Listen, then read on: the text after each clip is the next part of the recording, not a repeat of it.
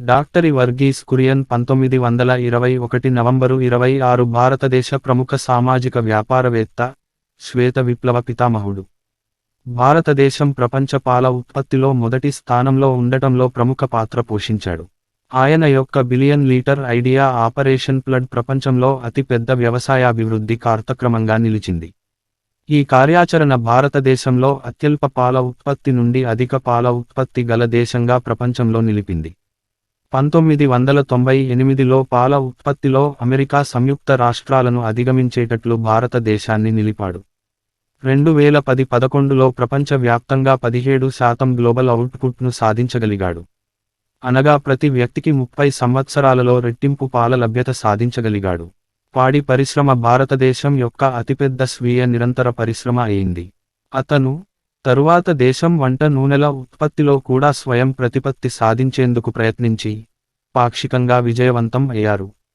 ఆయన 30 విశిష్ట సంస్థలను అమూల్, జీసీఎంఎంఎఫ్, అర్మా, ఎన్డీడీబీ వంటివి స్థాపించి వాటిని రైతుల ద్వారా నిర్వహింపజేస్తూ అనేక మంది నిపుణులచే నడిపాడు. ఆయన Gujarat cooperative milk marketing federation జీసీఎంఎంఎఫ్కు వ్యవస్థాపక చైర్మన్గా ఉన్నప్పుడు అమూల్ బ్రాండ్ ఉత్పత్తిని సృష్టించి విజయం సాధించాడు. బర్రె పాలతో అమూల్ పాలపొడి తయారీ ఆవిష్కరణ విజయంతో ఆయనకు ఆవు పాలతో పాలపొడి తయారీని అనేక పాలుత్పత్తులు తయారు చేసే దేశాలు వ్యతిరేకించాయి. ఆయన తయారు చేసిన అమూల్ డైరీ విజయం 1965లో భారత ప్రధాని లాల్ బహాదుర్ శాస్త్రిచే ఆయనను నేషనల్ డైరీ డెవలప్మెంట్ బోర్డుకు వ్యవస్థాపక చైర్మన్గా ఎంపిక చేయబడింది. అమూల్ యొక్క నకలు ఆనంద్ మోడల్ను దేశవ్యాప్తంగా పరిచయం చేయబడింది. ఆయన 2006 నుండి 2011 వరకు అలహాబాదు విశ్వవిద్యాలయానికి మొదటి ఛాన్సలర్గా సేవలందించారు. కురియన్ కేరళలోని కాలికట్లో నవంబరు 26, 1921న సిరియన్ క్రిస్టియన్ కుటుంబంలో జన్మించారు.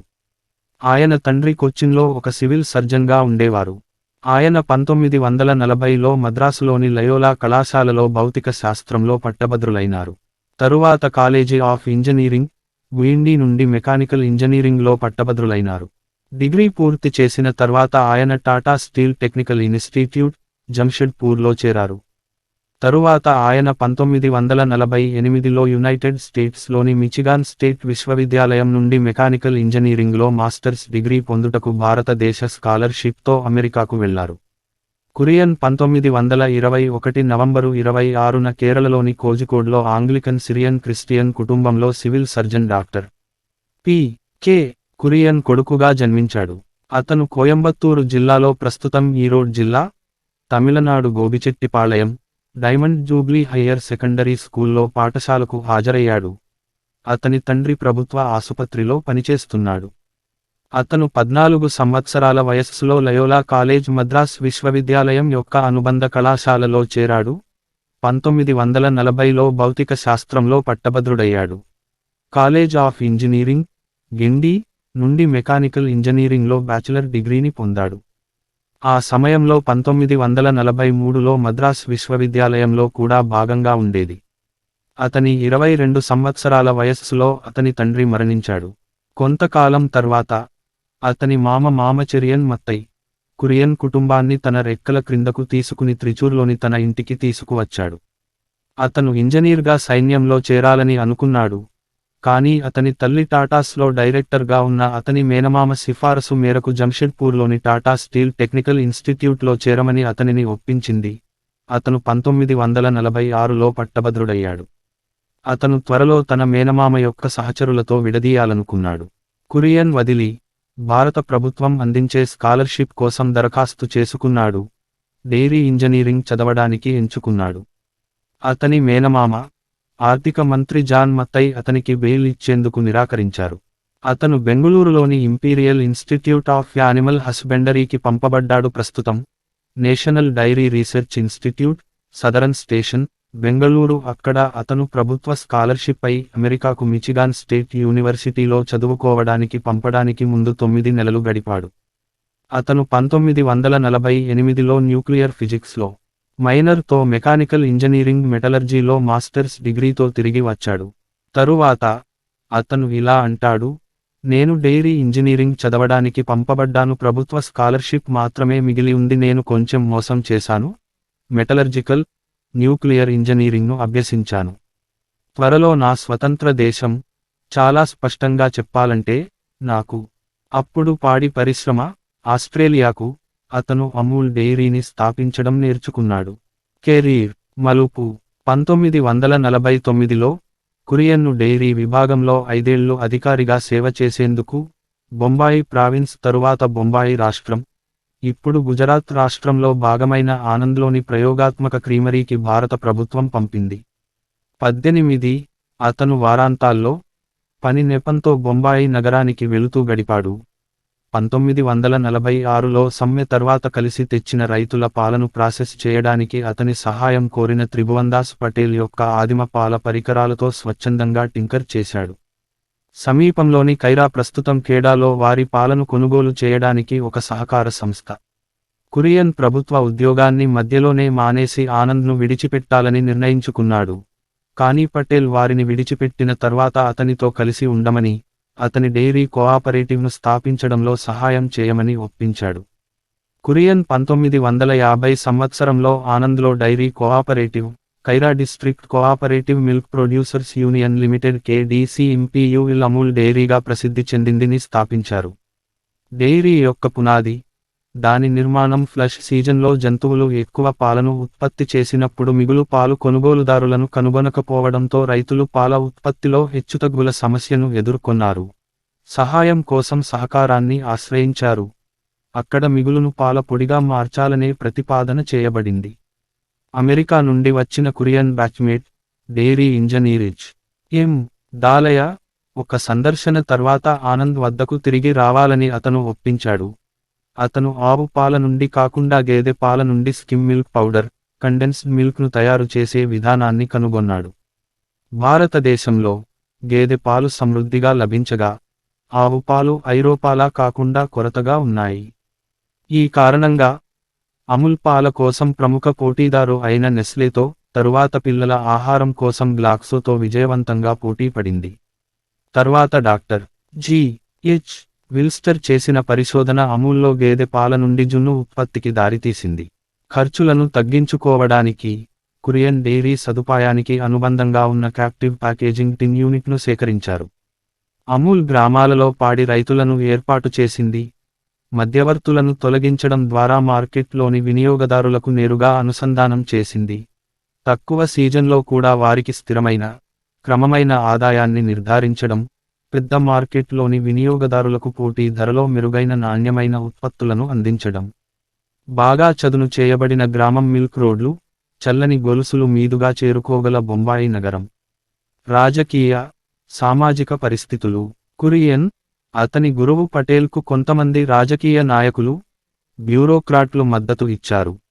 వారు తమ మార్గదర్శక సహకార నమూనాలో మెరిట్ను చూశారు. రైతులు ఉత్పత్తుల కోసం కలిసి పనిచేయడానికి ఇష్టపడతారు. సహకారానికి యజమానులుగా ఉన్నప్పుడు నిపుణులచే నాయకత్వం వహించడానికి ఇష్టపడతారు. పంట నష్టంతో బాధపడుతున్న రైతుల నుండి అన్యాయంగా భూమి పన్ను వసూలు చేయాలని నాయకులు చూసిన వలస రాజ్యాల శక్తి నుండి భారతదేశం రాజకీయ స్వాతంత్ర్యం పొందింది. ఆ పాలనలో అనేక కరువులు ఉన్నాయి, కాబట్టి నాయకులు జనాభా యొక్క ఆహార భద్రతపై ఆందోళన చెందారు. కొత్తగా స్వతంత్ర దేశంగా, దాని వినియోగ ఉత్పత్తులలో స్వయం సమృద్ధిని పొందాలనే కోరిక, దిగుమతులకు ప్రత్యామ్నాయంగా దేశీయ ఉత్పత్తి వైపు మొగ్గు చూపింది. అంతేకాకుండా, ఈ జాతీయవాద నాయకులు మూలధన ఆస్తుల ఏర్పాటు కంటే సామాజిక మూలధనాన్ని ఏర్పరచాలనే సోషలిస్ట్ ఆదర్శాలచే ప్రభావితమయ్యారు. వనరుల నిబంధిత దేశంలో భారీ ఉత్పత్తిని జనసామాన్యం ఉత్పత్తి చేసే గాంధీ తత్వశాస్త్రం విజయం సాధించింది. అదే సమయంలో, కొత్త ప్రభుత్వ విధానాలు ఆధునిక నిపుణుల నైపుణ్యాలు, అభ్యాసాలు, పరిశోధన, సాంకేతిక నైపుణ్యం, ప్రపంచంలోని ఇతర దేశాల నుండి సహాయానికి తెరవబడ్డాయి. సహకార సంఘంలోని మొదటి రైతులు అందరూ పటేల్ యొక్క ప్రధాన కుల సమూహానికి చెందినవారు. ఇది ఇతర కులాల నుండి రైతులు ఆసక్తి కనబరిచేందుకు, పాల్గొనడానికి ముందు వారందరినీ త్వరగా ఒకచోట చేర్చడానికి సహాయపడింది. స్వార్థ ప్రయోజనాలుగా వేళ్లూనుకున్న కులం, వర్గ వైరుధ్యాలను తొలగించడంపై నేరుగా దృష్టి సారించే బదులు, గ్రామ సమాజంలోని అన్ని వర్గాల ఆర్థిక స్వీయ ఆసక్తి తమ సహకారాన్ని పెంపొందించడానికి వారిని కలిసికట్టుగా ఉండేలా పటేల్ ఏకవచనంతో పనిచేశాడు. అమూల్ సహకార డైరీ వెంచర్ ప్రజాదరణ పొందింది. ప్రముఖులు, పరిశోధకులు, శిక్షణ పొందినవారు, సామాన్య ప్రజలు ఆనంద్ను దాని గురించి మరింత తెలుసుకోవడానికి సందర్శిస్తారు. అంతకుముందు మాజీ ప్రధాన మంత్రి జవహర్లాల్ నెహ్రూ ఆసియాలోనే అతిపెద్దదైన అమూల్ ప్లాంట్ను ప్రారంభించేందుకు ఆనంద్ను సందర్శించారు. కురియన్ తన అద్భుతమైన పనిని ప్రశంసించారు.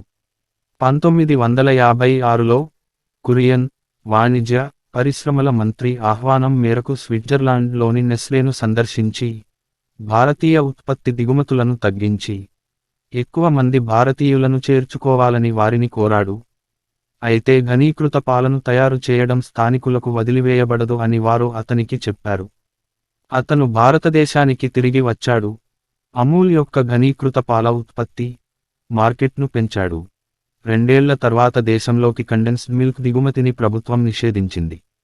ముఖ్యంగా న్యూజిలాండ్ నుండి దిగుమతి చేసుకున్న వెన్న నుండి అమూల్ తీవ్రమైన పోటీని ఎదుర్కొంది.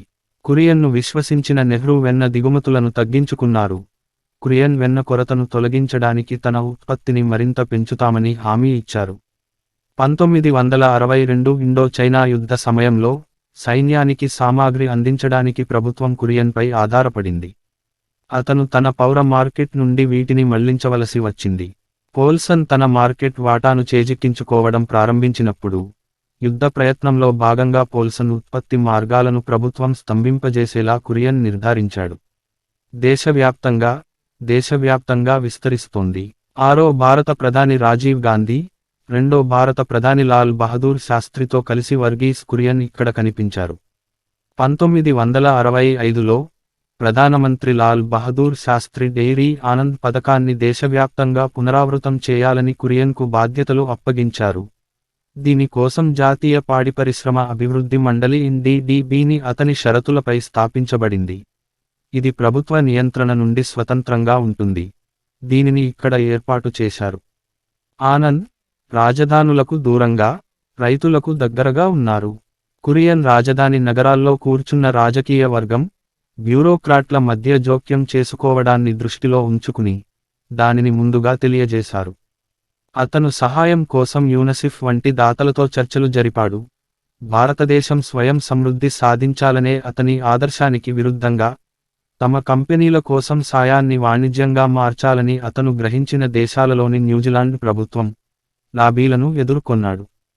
అతను ఆ పర్వతాలు, సరస్సుల అమ్మకం ద్వారా వచ్చిన ఆదాయాన్ని తన బిలియన్ లీటర్ల ఆలోచనగా భారతీయ మార్కెట్లలో పారవేశాడు.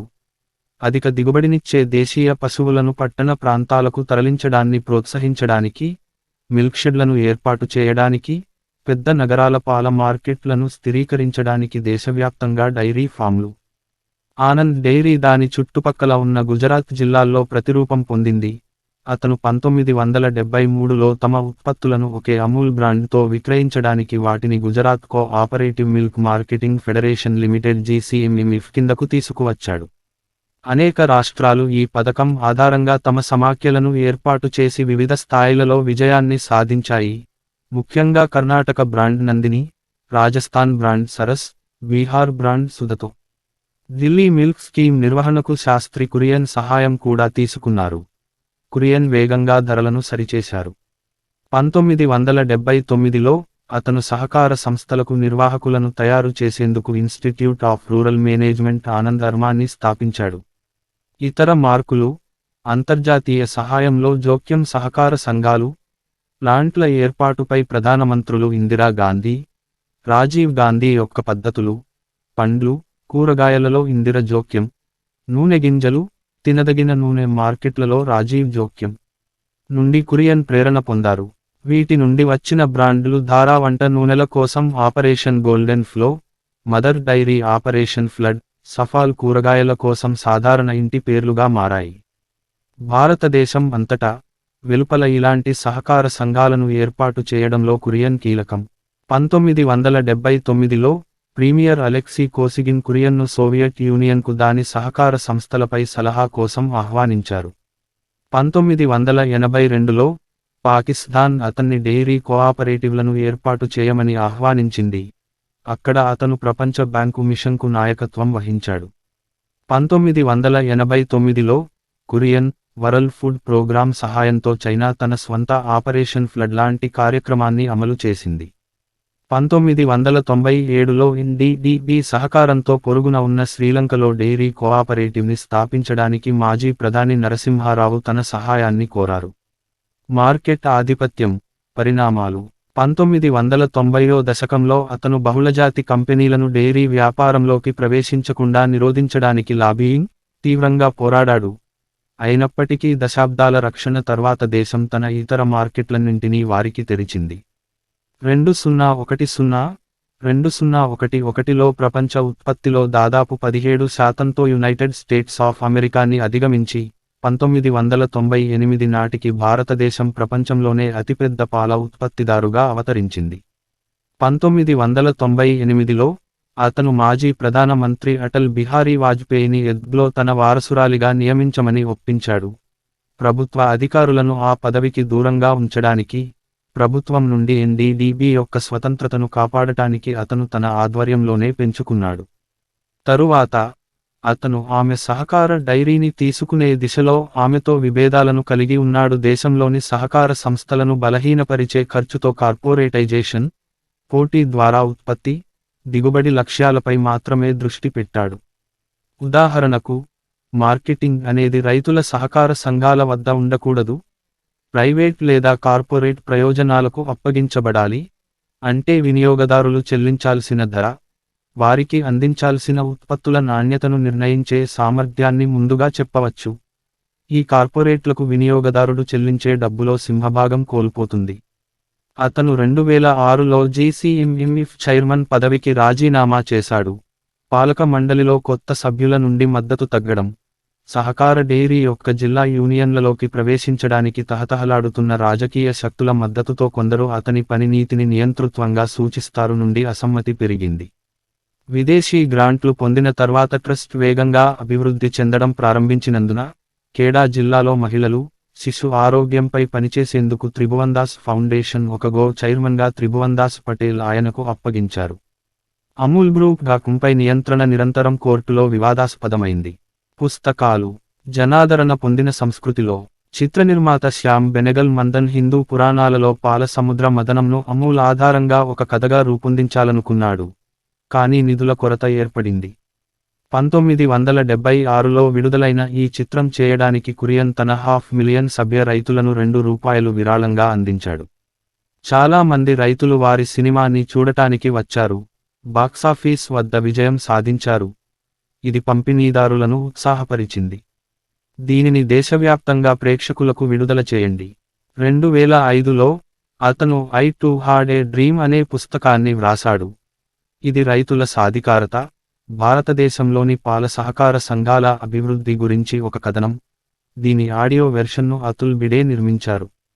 మందన్ విజయం కురియన్ను మరో ఆలోచనతో ప్రేరేపించింది. ఒక పశువైద్యుడు, పాల సాంకేతిక నిపుణుడు, పశుగ్రాసం నిపుణుడు తమ స్వంత సహకార సంఘాలను ఏర్పాటు చేసుకునేలా రైతులను ఒప్పించేందుకు సినిమాతో పాటు నిజ జీవితంలో దేశంలోని ఇతర ప్రాంతాలను పర్యటిస్తారు. యుఎన్డిపి లాటిన్ అమెరికాలో ఇలాంటి సహకార సంస్థలను ప్రారంభించడానికి ఈ చిత్రాన్ని ఉపయోగించుకుంది, దానిని ఆఫ్రికాలో ప్రదర్శించింది.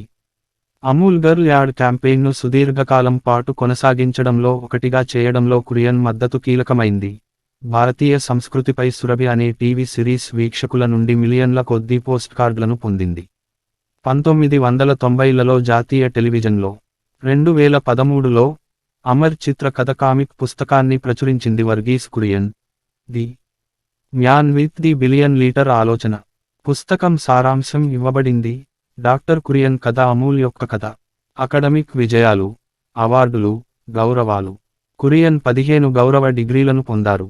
మిచిగాన్ విశ్వవిద్యాలయం, Swedish university of agriculture sciences, university of Glasgow, Acadia university, Ottawa university, university of Guelph, university of New England, Banaras Hindu university, Anand agricultural university, Sardar Patel university, Anna university, Andhra Pradesh agricultural university, Gujarat agricultural university, university of Roorkee, Kerala agricultural university. Air name of award on 1999 Padma Vibhushan. 1993 international person of the year award, 1991 distinguished alumni award, 1989 world food prize, 1986 వాటెలర్ piece బహుమతి award, 1986 Krishi Ratna award, 1966 Padma Bhushan, 1965 Padma Shri, 1963 Raman Magsaysay award. Kurien అనారోగ్యంతో 90 సంవత్సరాల వయస్సులో 2012 September 9న Anand సమీపంలోని నాడియాడ్ ఆసుపత్రిలో మరణించాడు. అతని భార్య, మోలీ, ఆనంద్లో సందర్శకులకు ఆతిథ్యం ఇచ్చింది. కురియన్ నాస్తికుడిగా మారడానికి ముందు క్రైస్తవుడిగా పెరిగాడు. అతను దహనం చేయబడ్డాడు. ఒక కుమార్తె, నిర్మల, మనవడు ఉన్నారు.